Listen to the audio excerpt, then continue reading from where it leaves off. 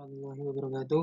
Perkenalkan, nama saya Muhammad Faik Abdul Zaki Aldiandi, dan di sini saya akan mempresentasikan tentang hukum bangunan dalam tinjauan fikih Maqasidu Asy-Syari'atu.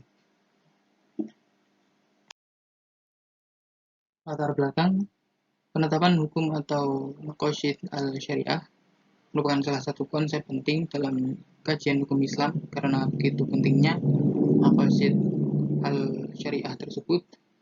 Beberapa kalangan para ahli teori hukum menjadikan maqasid al-syariah sebagai sesuatu yang harus dipahami oleh mujtahid yang melakukan ijtihad.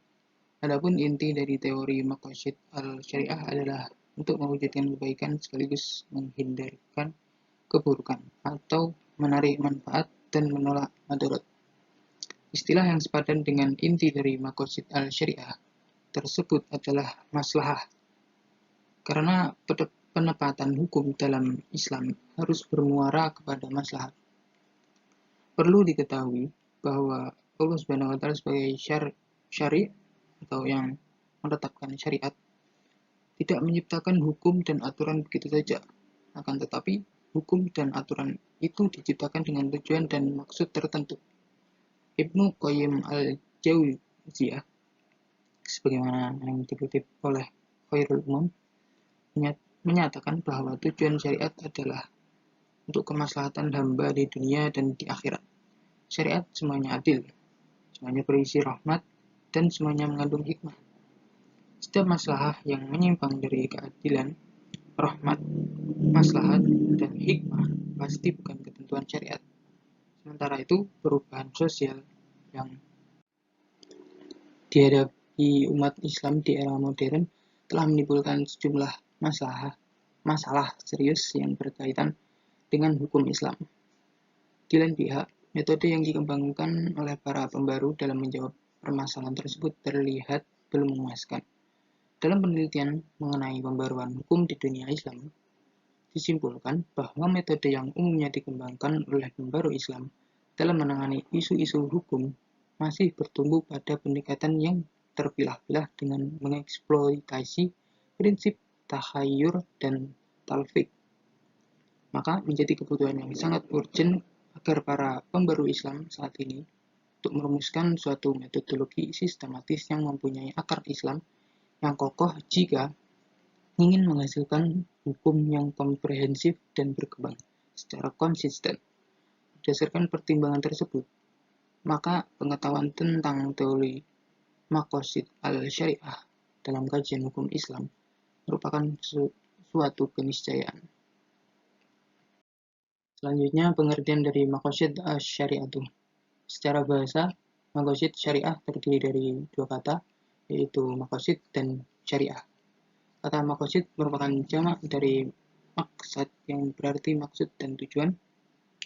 Dalam Al-Qamus Al-Mubin fi Istilahat Al-Usuliyin, maqasid adalah hal-hal yang berkaitan dengan maslahah dan kerusakan di dalamnya.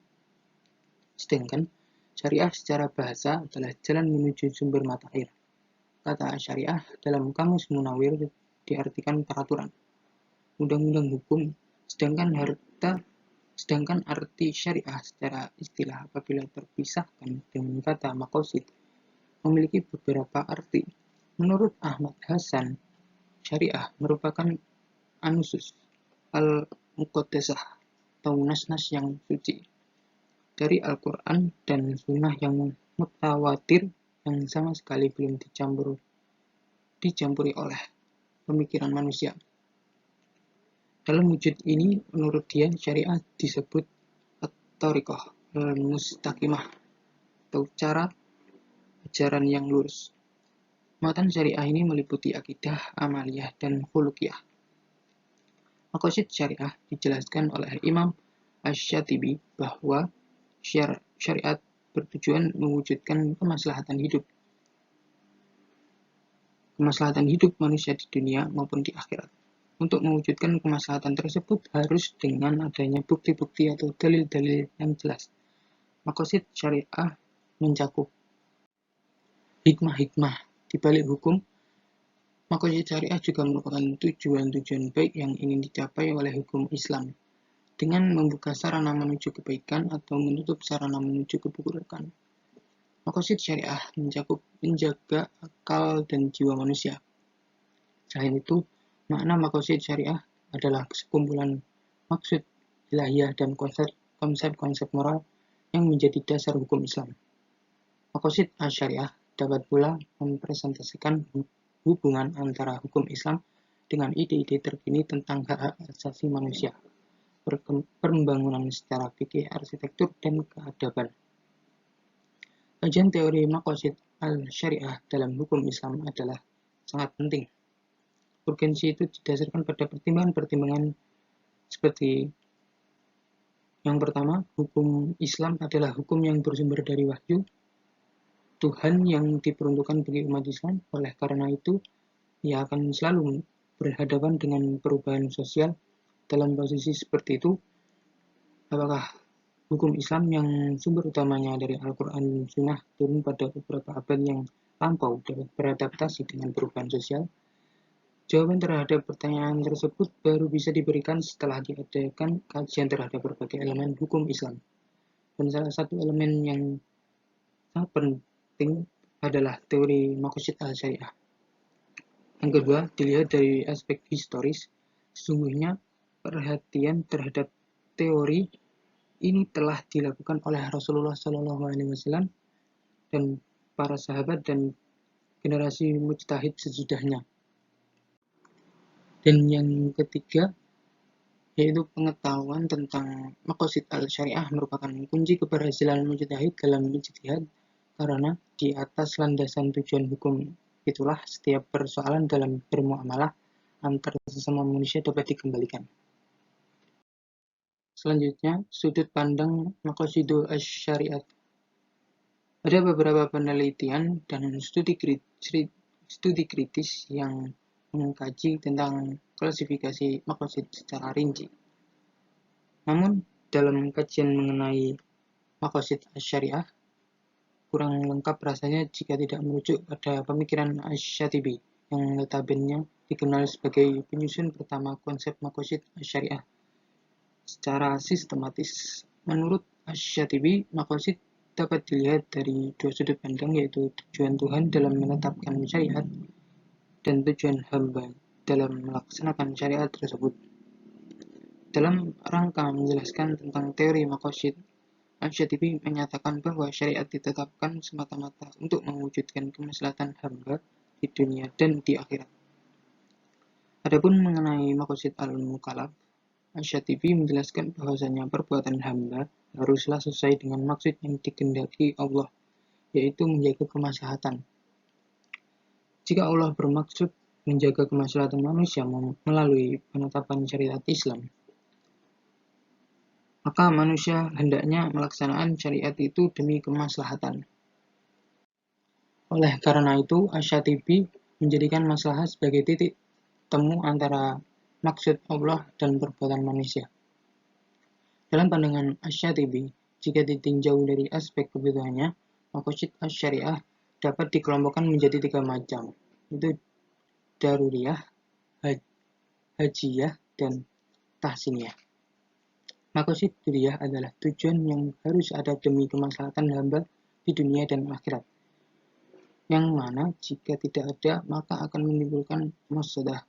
Selanjutnya ia menjelaskan bahwa maqasid daruriyah mencakup 5 tujuan yang dikenal dengan istilah al-kulliyat al-khasam, yaitu yang pertama menjaga agama, menjaga jiwa, menjaga akal, menjaga keturunan, dan menjaga harta. Asy-Syatibi menyatakan bahwa al-kulliyat al-khasam yang merupakan bagian dari dasar-dasar agama, di mana posisinya berada setelah dasar-dasar keimanan. Sedangkan maqasid hajiyah merupakan tujuan yang harus ada untuk memenuhi kebutuhan manusia seperti disyariatkannya jual beli, pernikahan, sewa menyewa, dan ketentuan hukum lain yang kebanyakan berkenaan dengan muamalah.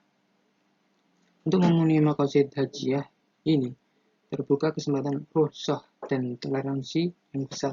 Hal ini disebabkan agar para mukallaf dapat menjalankan ketentuan-ketentuan syariat yang diwajibkan kepadanya tanpa kesalahan. Adapun maqasid tahsiniyah artinya segala sesuatu yang bersumber pada kebiasaan yang baik serta akhlak-akhlak yang mulia sehingga umat Islam dapat menjadi panutan serta bahagia untuk hidup dalam naungan syariatnya. Di antara contoh maqasid tahsiniyah antara lain seperti menjauhi sifat kikir dan boros, mempertimbangkan kafaah dalam memilih pasangan hidup, menghilangkan najis dan menutup aurat dan lain-lain.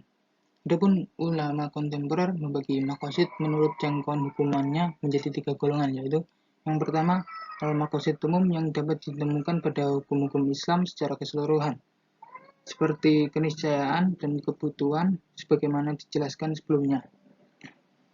Sebagian ulama juga menambah unsur-unsur baru seperti keadilan, universalitas, dan kemudahan. Yang kedua yaitu al-maqasid spesifik yang dapat diperhatikan pada salah satu bab tertentu dari hukum-hukum Islam, seperti kesejahteraan anak pada bab hukum keluarga, mencegah kejahatan pada bab hukum pidana, dan mencegah monopoli pada bab muamalat.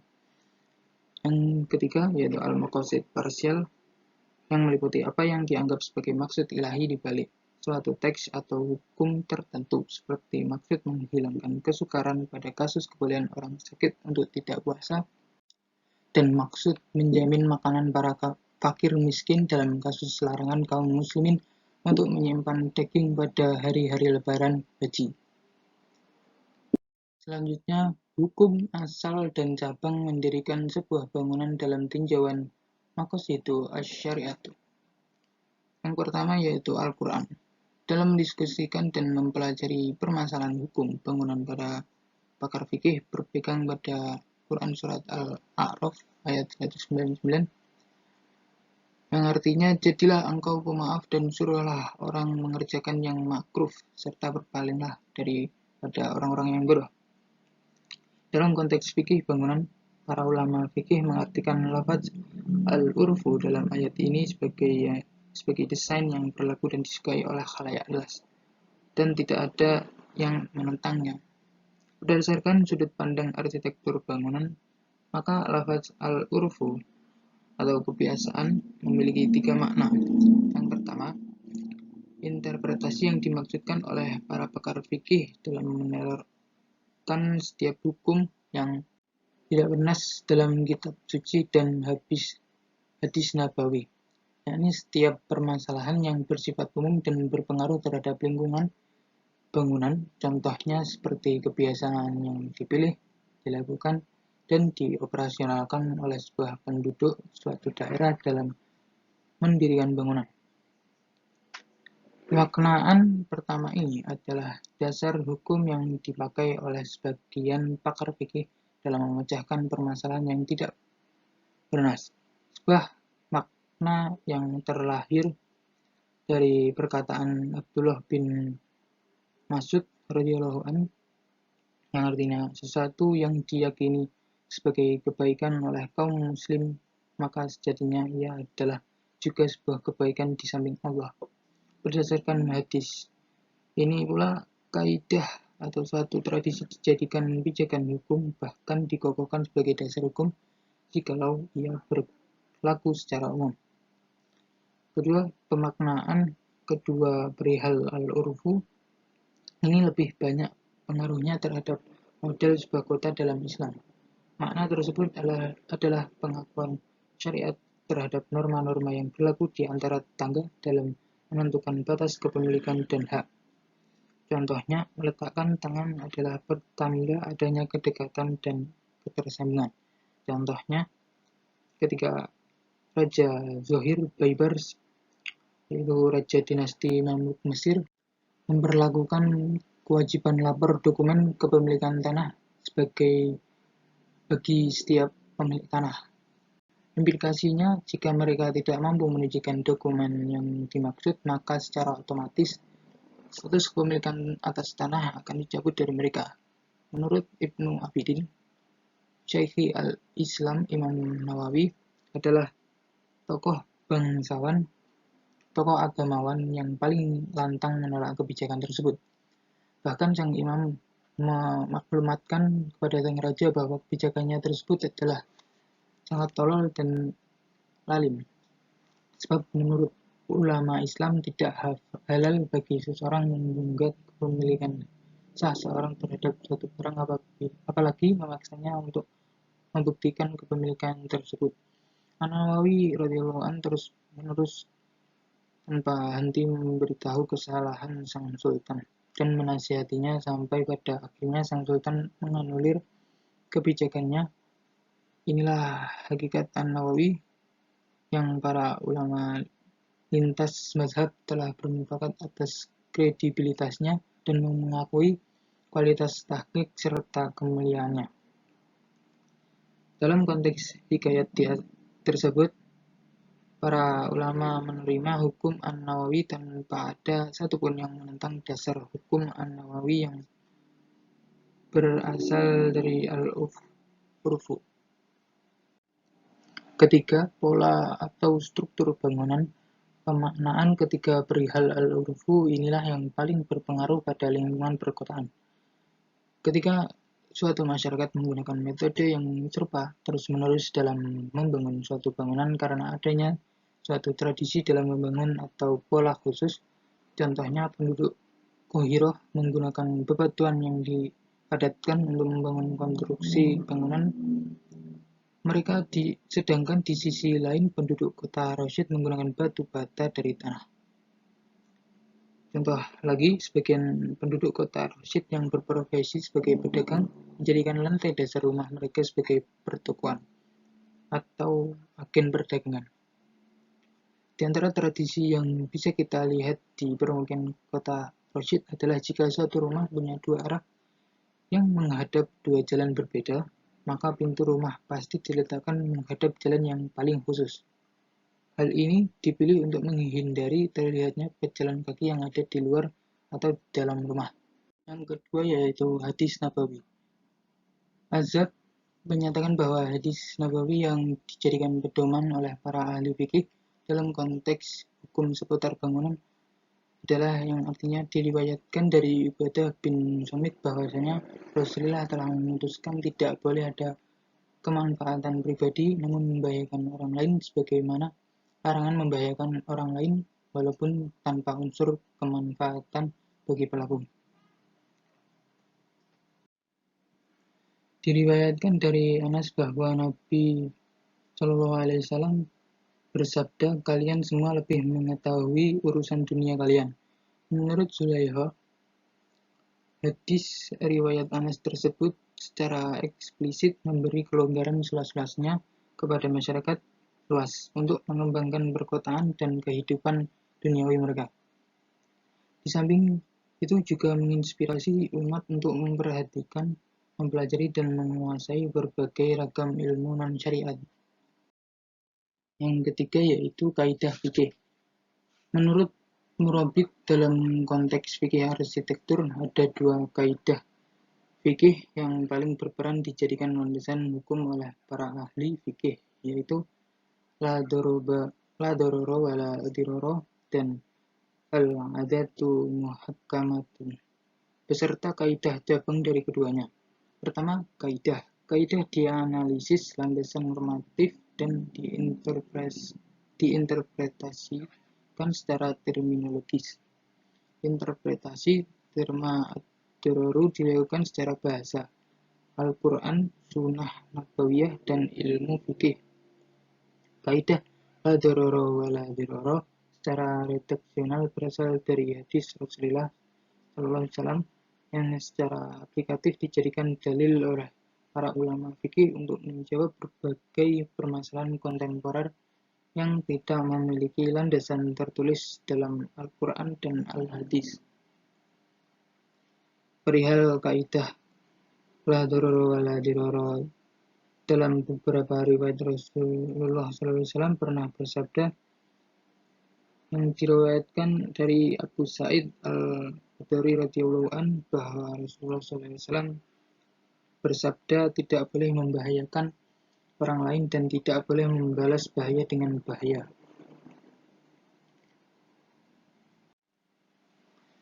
Secara garis besar terma Dororu menurut para pakar fikih terbagi ke dalam 3 makna.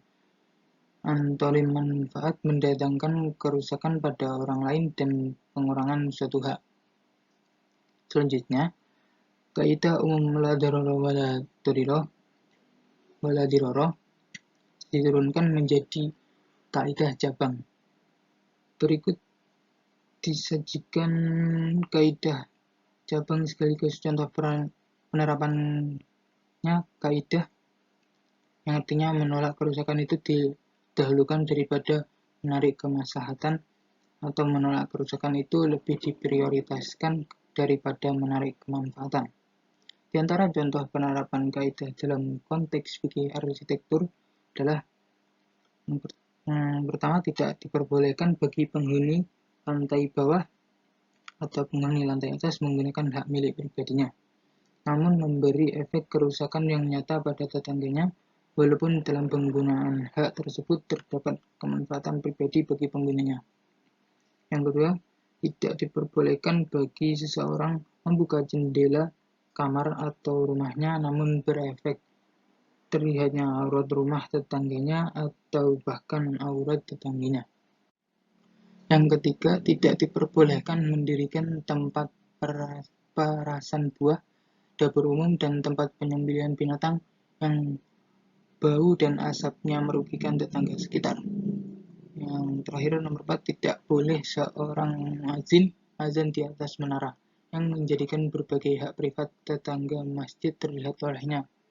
Sebab hukum azan adalah sunnah, sedangkan melihat aurat orang lain adalah haram. Berikutnya adalah 3 tingkatan kebutuhan dasar maqasidu asy-syari'atu. Syariat Islam diturunkan oleh Allah Subhanahu wa taala untuk mewujudkan kesejahteraan manusia secara keseluruhan.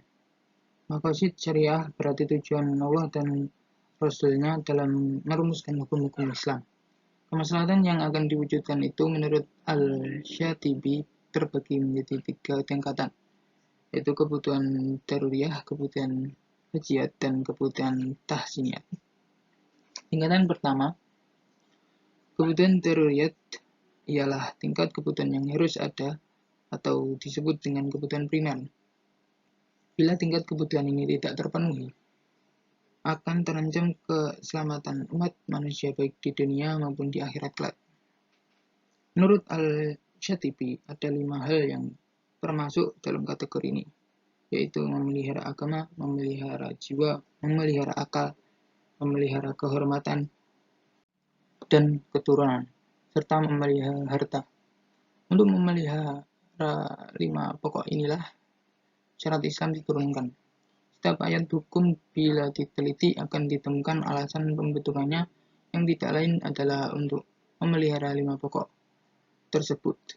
Misalnya firman Allah dalam mewajibkan jihad, yang artinya dan perangilah mereka itu sehingga tidak ada fitnah lagi, dan ketaatan itu hanya semata-mata untuk Allah. Jika mereka berhenti, maka tidak ada permusuhan kecuali terhadap orang-orang yang zalim. Dan firman-Nya dalam mewajibkan qisas, yang artinya dan dalam qisas itu ada hidup bagimu, hai orang-orang yang berakal, supaya kamu bertakwa. Dari ayat pertama dapat diketahui tujuan disyariatkan perang adalah untuk melancarkan jalan dakwah bila mana terjadi gangguan dan mengajak umat manusia untuk menyembah Allah. Melalui ayat kedua diketahui bahwa mengapa disyariatkan qisas, karena dengan ancaman terhadap kehidupan manusia dapat dihilangkan. Selanjutnya, tingkat kedua, kebutuhan hajiat, adalah kebutuhan sekunder, di mana jika tidak terwujudkan tidak sampai mengancam keselamatannya, namun akan mengalami kesulitan. Syariat Islam menghilangkan segala kesulitan itu. Adanya hukum rukhsah atau keringanan seperti dijelaskan Abdul Al-Wahhab Khalaf adalah sebagai contoh dari kepedulian syariat Islam terhadap kebutuhan ini. Contoh jenis maqasid ini dalam bidang ekonomi Islam Misalnya, mencakup kebolehan melaksanakan akad mudharabah, muzaroah, musaqat, dan bai' salam, serta berbagai aktivitas ekonomi lainnya yang bertujuan untuk memudahkan kehidupan dan menghilangkan kesulitan.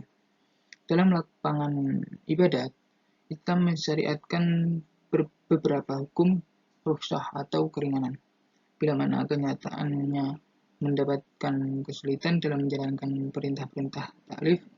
Misalnya, Islam memperbolehkan tidak berpuasa bila mana dalam perjalanan dalam jarak tertentu dengan syarat diganti pada hari yang lain, dan demikian juga halnya dengan orang yang sedang sakit. Kebolehan mengqashar sholat adalah dalam rangka memenuhi kebutuhan hajat ini. Selanjutnya, tingkat ketiga, kebutuhan tahsiniyat ialah tingkat kebutuhan yang apabila terpenuhi tidak mengancam eksistensi salah satu dari 5 pokok tersebut dan tidak pula menimbulkan kesulitan. Tingkat kebutuhan ini berupa kebutuhan pelengkap, hal-hal yang merupakan kepatutan menurut adat istiadat yang sesuai dengan tuntutan moral dan akhlak. Contoh jenis al-maqasid ini adalah antara lain mencakup kesopanan dan bertutur dan bertindak serta pengembangan kualitas produksi dan hasil pekerjaan. Jenis kemaslahatan ini lebih memberikan perhatian pada masalah estetika dan etika. Masuk dalam kategori ini, misalnya ajaran tentang kebersihan, berhias, sedekah, dan bantuan kemanusiaan. Kemaslahatan ini juga penting dalam rangka menyempurnakan kemaslahatan primer dan sekunder. Selanjutnya yaitu tujuan-tujuan syariat dalam maqasid al-syariah. Tujuan-tujuan syariat dalam maqasid al-syariah menurut Al-Shatibi ditinjau dari 2 bagian. Yang pertama, berdasarkan pada tujuan Tuhan selaku pembuat syariat. Yang kedua, berdasarkan pada tujuan manusia yang dibebani syariat. Pada tujuan awal, yang berkenaan dengan segi tujuan Tuhan dalam menetapkan prinsip ajaran syariat, dan dari segi ini Tuhan bertujuan menetapkannya untuk dipahami. Juga agar manusia yang dibebani syariat tersebut dapat melaksanakan. Kedua, agar mereka memahami esensi hikmah syariat tersebut. Agar dapat memahami maqasid al-syariah atau tujuan syariah secara sempurna, maka terlebih dahulu dipaparkan beberapa unsur dari maqasid al-syariah, yaitu hakim, hukum, mahkum fih, dan mahkum alaih. Al-Shatibi ketika berbicara mengenai maslahat dalam konteks al-maqasid mengatakan bahwa tujuan pokok pembuat undang-undang atau syari adalah tahqiq masalih al-khalqi atau merealisasikan kemaslahatan makhluk, bahwa kewajiban-kewajiban syariat dimaksudkan untuk memelihara al-maqasid. Allah Subhanahu wa Ta'ala menurunkan syariat atau aturan hukum tiada lain untuk mengambil kemaslahatan dan menghindari kemudaratan atau jalbul masalih wa dar'u al-mafasid. Aturan-aturan hukum yang Allah tentukan hanyalah untuk kemaslahatan manusia. Senada dengan hal tersebut, menurut Al-Shatibi, seorang mujtahid berkewajiban memberikan pertimbangan hukum terhadap apa yang telah digali dari Al-Quran atau sunnah berdasarkan situasi dan kondisi yang mengitari objek hukum. Apabila hukum yang dihasilkan dari ijtihadnya itu tidak cocok diterapkan pada objek hukum karena penerapan hukum itu membawa kemudaratan, maka mujtahid itu harus mencarikan hukum yang lain yang lebih sesuai. sehingga kemudaratan bisa dihilangkan dan kemaslahatan dapat tercapai. Teori inilah yang dikenal dengan sebutan nazariyah iktibar al-ma'ad. Nah, kesimpulannya tampak bahwa maqasid al-syariah merupakan aspek penting dalam pengembangan hukum Islam. Ini sekaligus sebagai jawaban bahwa hukum Islam itu dapat dan bahkan sangat mungkin beradaptasi dengan perubahan-perubahan sosial yang terjadi di masyarakat. Adaptasi yang dilakukan tetap berpijak pada landasan-landasan yang kuat dan kokoh, serta masih berada pada ruang lingkup syariah yang bersifat universal. Ini juga sebagai salah satu bukti bahwa Islam itu selalu sesuai dengan setiap zaman dan pada setiap tempat. Sekian presentasi dari saya. Mohon maaf apabila ada salah kata dari saya. Assalamualaikum warahmatullahi wabarakatuh.